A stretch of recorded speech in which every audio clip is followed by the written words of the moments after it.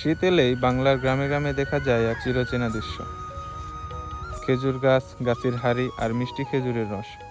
2000 সাল থেকে মনে করি জোয়ার বুঝে গাছের রস। জোয়ার বুঝে না? এক মাস কি কাটা যায়? হ্যাঁ, 1 মাস কাটা যায়। এক মাস কাটলে এক গাছে দিয়ে কতটুকু বের হইতে পারে? এটা ধরেন এভারেজে 5 কেজি। 5 কেজি কাঁচা রস ধরে আর কি। আপনি এই পুরো এলাকায় এই গাছ কাটেন না? মোটামুটি। আপনার নাম জানি কি? এখানে শিকদার বড়ছলা গ্রাম। বড়ছলা গ্রাম। সবাই মোটামুটি চিনে আপনারে? হ্যাঁ, লাগাইছি। যাক, আলহামদুলিল্লাহ।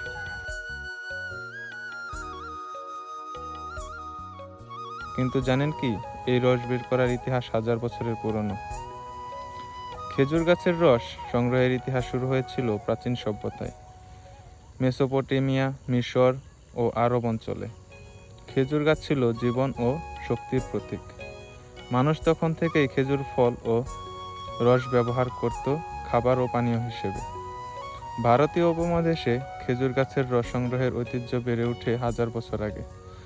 বাংলার পাল, সেন, সুলতানি ও মুঘল আমলে খেজুরের রস দিয়ে তৈরি হতো গুড়, পাটালি, যা আজও আমাদের ঐতিহ্যের অংশ।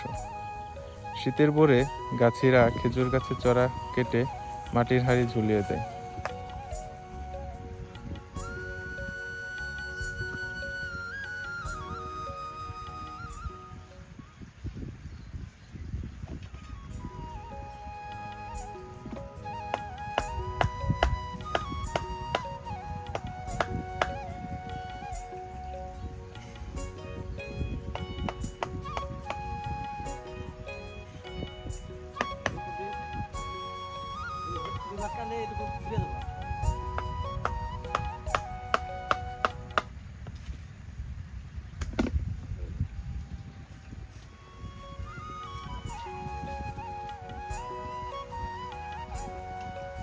এভাবে কাটলে গাছের কোনো ক্ষতি হয় না? না,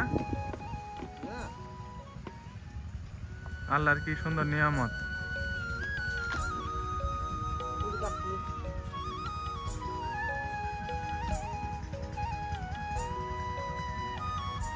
এটি সব আপনি উপরে দেন কে? আচ্ছা,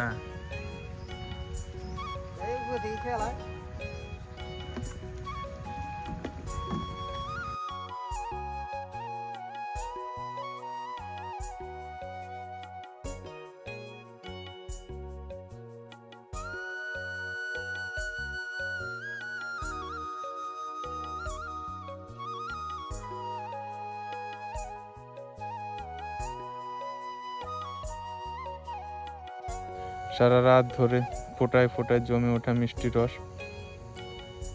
এই পদ্ধতি শত শত বছর ধরে প্রায় অপরিবর্তিত। ইসলামিক দৃষ্টিতে খেজুর গাছের তাজা নেশাহীন রস হালাল, কিন্তু সময় পেরিয়ে নেশা ধরলে তা হারাম। ইসলাম ঐতিহ্য নয়, বরং নেশাকে নিষিদ্ধ করেছে। খেজুর গাছের রস শুধু একটি পানীয় নয়, এটি আমাদের ইতিহাস, সংস্কৃতি ও শীতের আবেগ।